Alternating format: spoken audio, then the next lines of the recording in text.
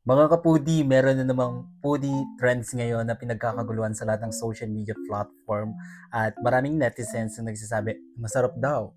At dalawang ingredients lang yung kakailanganin natin. Kailangan natin ng butter, coconut, at ng yogurt.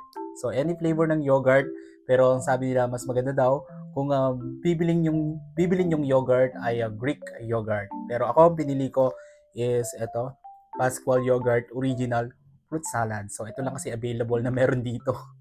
Kaya, tara, gawin na natin kung masarap ba siya or hindi. Actually, meron na rin mga Pinoy content creator ang gumawa ng ganito and then Pinoy version at sinasabi nila sobrang sarap daw. Kaya sobrang nagka-interest ako. Kaya, tara, gawin na natin. Okay, buksan muna natin tong butter coconut. Guys, kahit anong crackers pwede ha. Pwedeng mga cookies din. Biscuit, pwedeng siya.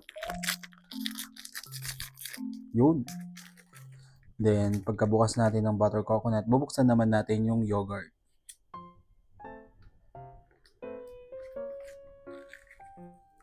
Yun. Then, maglalagay tayo dito ng butter coconut cracker. Ganyan siya guys, ilulubog.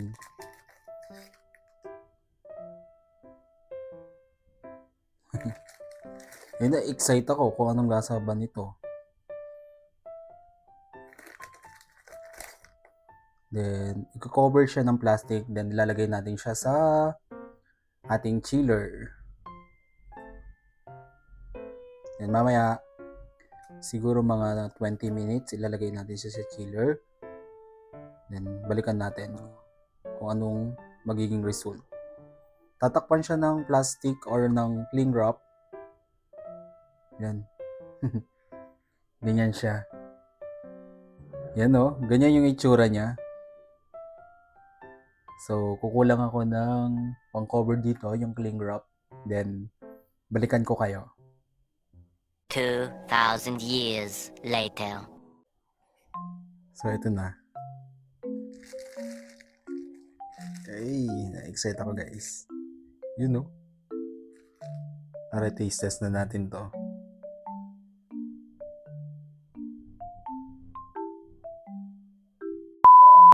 So, ito na guys. Taste test natin to kung okay ba siya or hindi. Alright. Antik niya eh. Di ko alam kung tama yung ginawa ko. Ayun siya.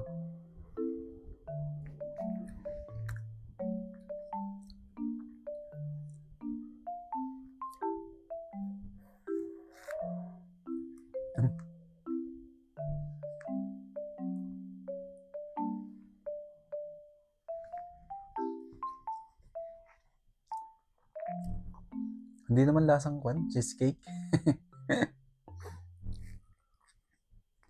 Pero masarap siya. Parang di ba yung lasa kasi ng yogurt is maasim siya.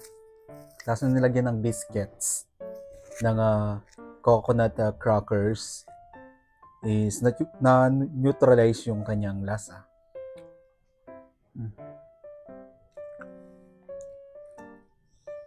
Masarap siya.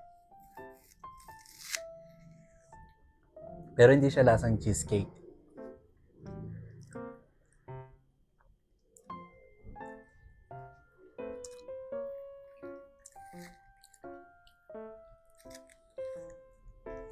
Andun pa rin yung lasa ng yogurt niya.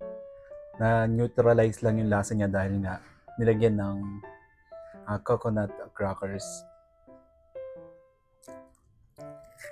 Coconut biscuits. Masarap to. Kung sino man naka-invento nito, thank you. Masarap siya.